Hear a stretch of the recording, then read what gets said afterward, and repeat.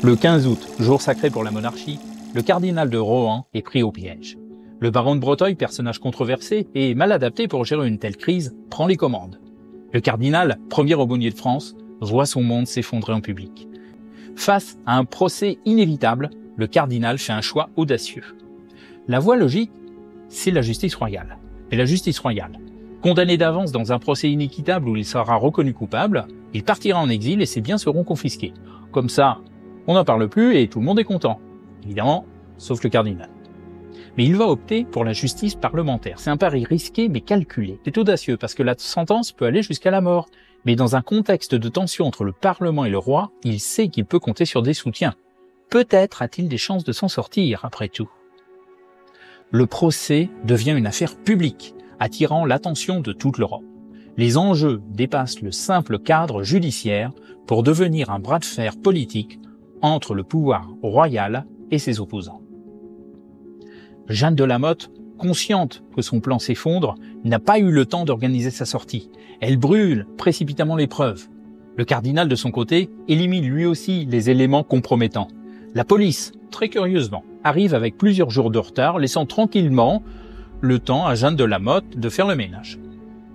Le baron de Breteuil va mener les interrogatoires à sa façon, c'est-à-dire qu'il pose les questions et il va dicter les réponses, à charge contre le cardinal évidemment. Ça s'appelle de la subornation. Son zèle méthodique sème le doute jusqu'à la crédibilité de l'accusation. Vidé de sa substance technique, il ne sera plus possible de découvrir la vérité. Le procès se transforme peu à peu en une lutte de pouvoir.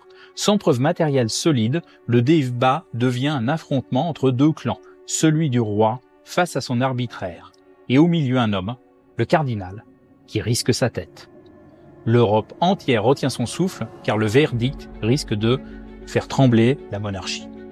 Le 31 mai 1786, la séance finale du procès débute à 6 heures du matin. Elle s'achèvera le soir à 9 heures avec le verdict. Le faussaire qui a rédigé les fausses lettres, banni à l'unanimité. Nicole, la fausse reine du rendez-vous, acquittée à l'unanimité. Cagliostro, acquitté à l'unanimité. Le mari de Jeanne, en fuite à Londres, condamné par contumace aux galères à l'unanimité.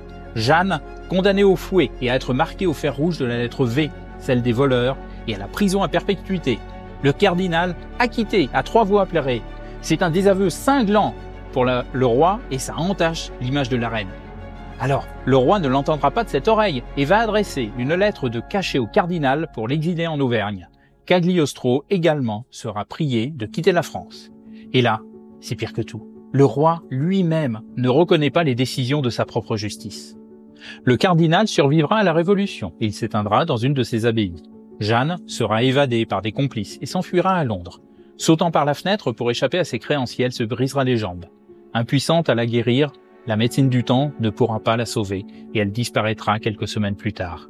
Et avec elle, s'éteindra la seule personne qui a réellement su tout ce qui s'était passé. Cette histoire extraordinaire a été le premier pas de la Révolution française. Et peut-être que sans Jeanne de La Motte, elle n'aurait pas eu lieu. Pourtant, elle repose sur un procédé très simple. Usurper quelqu'un et faire payer un autre. Et de nos jours, les arnaques au chèque fonctionnent toujours de la même manière.